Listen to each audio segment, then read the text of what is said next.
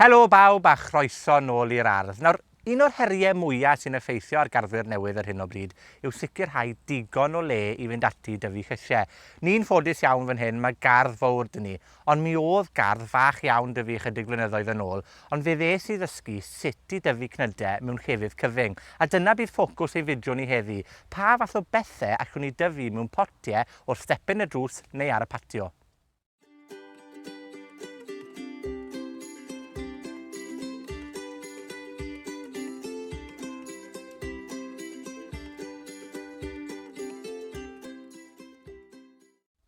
Gyda fi o flan fi fan hyn, mae planhigion endifau a letys. A'r peth da am rhain yw bod nhw'n dda iawn yn tyfu mewn potiau. A'r gwir yw, mae ran fwyaf o lysiau yn gallu tyfu mewn potyn o ryw 6 i 5 modfedd o bridd. Felly does dim angen dyfnder go iawn yno ni. Ond mae tyfu mewn potiau ychydig yn fwy anodd i'r garddwr na tyfu yn y pridd. A mae nifer o resymau am hynny. Yn gyntaf, mae angen mwy o fwyd ar y planhigyn, achos mae fe wedi cyfyngu o ran faint o faith mae fe'n gallu cael mynediad ato fe. Yn ail, mae angen i ni ddyfrio'n gyson. Fyddwch chi'n sylwi o'r planhigion letys sy gyda fi fan hyn, bod nhw wedi bollti a mynd lan fel tyre. A'r reswm am hynny yw bod nhw'n rhy sych, felly mae angen i fod yn sicr bod ni'n dyfrio'n gyson unrhyw beth sydd 'da ni mewn potiau, ond hefyd bod ni'n rhoi feed go dda i nhw o nitrogen. Nawr, dwi'n tyfu lot o ddail salad mewn potiau achos maen nhw'n rwyddach i fynd ati nhw. Gwitha'r ffaith bod gardd fawr gyda ni, dwi'n gweld bod fi gallu cadw rain o stepen y drws. Felly pam dwi'n paratoi salad er enghraifft neu rhywbeth yn y gegin, mae gallu jyst mynd mas yn sydyn a citio mewn deilen neu ddwy i'r brechda 'na wir o gymorth mawr i fi fel garddwr. Ond un o'r tipiau pwysica byddwn ni'n dweud mae angen ni ystyried yw beth 'yn ni'n bwyta. Os nag oes lot o le 'da ni, dylen ni ddim fod yn tyfu cnydau, 'dyn ni ddim wir yn ei bwyta, neu sy'n rhad iawn i prynu. Achos mewn ffordd, 'yn ni eisiau garddio mewn modd sydd yn helpu ni leihau costau bwyd ni, ond hefyd tyfu'r pethau ni wir yn mwynhau.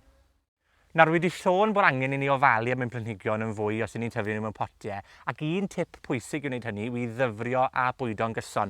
A mae dyfrio bwydo'n weddol rwydd, achos 'na gyd sydd angen i chi greu yw feed organic eich hunan, mas o ddail dynent er enghraifft, sy'n llawn nitrogen, rhoi cap bach o hwn bob ryw bythownos, mewn can o ddŵr 7-8 litr fel hyn, a jyst newch yn siŵr bod chi'n dod yn gyfarwydd a'i bwydo nhw. Falle bwydo nhw bob dydd Gwener, rowch rwtîn bach i'ch hunan o pryd dylech chi wneud e. A bydd hwnna'n golygu wedyn, gewch chi'r dail fwyaf ffres posib i'r gegin.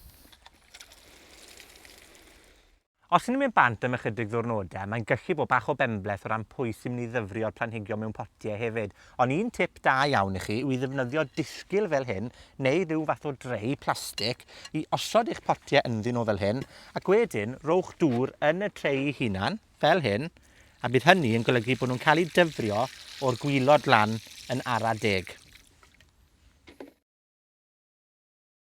Mae modd i ni dyfu bob math o pethe mewn potiau, nag yw jyst saladau, hyd yn oed tato fel chi'n gweld o mlaen i fan hyn. Mae pob planhigyn fan hyn wedi tyfu mewn pot 30 litr. Ac bod lle 'da fi blannu nhw yn y pridd, fi dal i blannu tato mewn bwcedi, achos fi'n meddwl bod y canlyniadau gymaint gwell. Y cyfan sydd angen yno ni i dyfu tato'n llwyddiannus yw bwced 30 litr fel yr un sydd 'da fi fan hyn. A mae hwn yn gallu dod â 2 neu 3 feed o dato yn rwydd i chi hefyd. A mae rhai fi'n barod erbyn hyn i gynaeafu. Gadewch ni weld beth sydd 'da ni. Fel welwch chi, mae gwrysg y tato nawr wedi cwmpo sy'n golygu bod nhw'n barod. A fi wedi tyfu rein gyda gwlan a chompost. A reswm dwi wedi gwneud hynny achos bod y gwlan yn cadw'r gwlybaniaeth na mewn ac yn atal y chwyn rhag dyfu. Felly fi'n mynd i gwni'r gwlan o'na, rhoi fe yn y bwced arall, a wedyn troi fe ar ei ben i weld pwy fath o dato sydd gyda ni yma. Mae fel Nadolig, wrth y modd yn ei hwn, achos chi'n gallu gweld wedyn ffrwyth eich llafur chi mewn ffordd. Felly, sgwlwch ar y tato na de, sgwlwch ar eina. Mae e llawn tato, fi wrth y modd, a sgwl, yn lan pert i gyd fel la, a i gyd wedi tyfu mewn bwced. Felly weithiau, chi'n cael canlyniadau gwech yn tyfu mewn potiau a llefydd bach.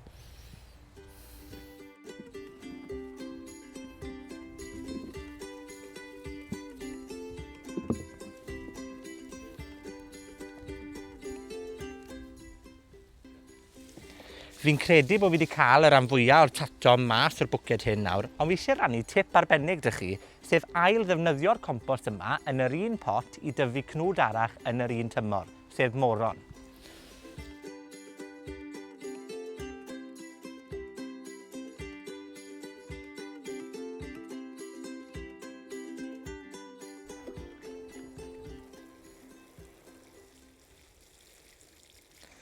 Felly'r unig beth fi wedi wneud gyda'r compost yma yw i ddwrhau fe bod e'n wlyb yn barod i hau hade moron. A mae hwnna'n dip pwysig pam does dim lot o led yn ni, bod ni'n defnyddio y lle sydd 'da ni'n effeithlon. Felly, o blannu tato mewn bwced fel hyn yn gynnar yn y tymor, ni hefyd yn gallu cael ail gnwd o foron yn hwyrach yn y tymor. Be gewch chi wech? 2 for the price of 1 fel petai.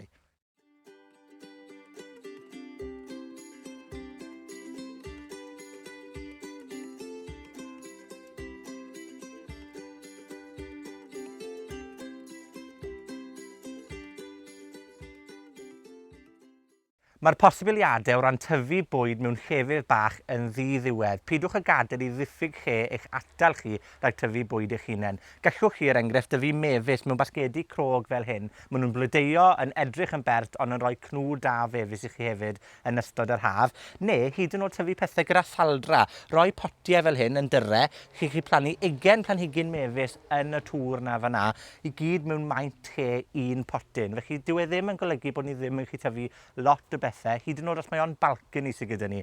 Ymgeisio sy'n bwysig a bod yn barod i arbrofi a fod yn greadigol gyda'r lle sydd gyda chi. Cofiwch bod pob math o llysiau a ffrwythau sydd wedi cael eu bridio erbyn hyn i dyfu mewn containers neu potiau bach. Felly gallwch chi gael, er enghraifft, ffa ffrenig cwta neu dwarf French beans fel hyn, neu nhw ddim cymryd lot o le a dal rhoi llwyth o gnydau chi yn ystod yr haf. Fi'n gobeithio bod y fideo yma wedi rhoi syniad i chi o beth sy'n bosib mewn lle cyfyng ac mewn potiau. A chofiwch, os oes unrhyw gwestiynau ydych chi neu sylwadau, gadewch nhw fel bob amser o dan y fideo yma. Mae croeso chi hefyd i ymweld ag wefan yr Ardd Fotaneg Genedlaethol a phrosiect Tyfu'r Dyfodol am fwy o syniadau tebyg. Tan o tro nesa, hwyl am y tro.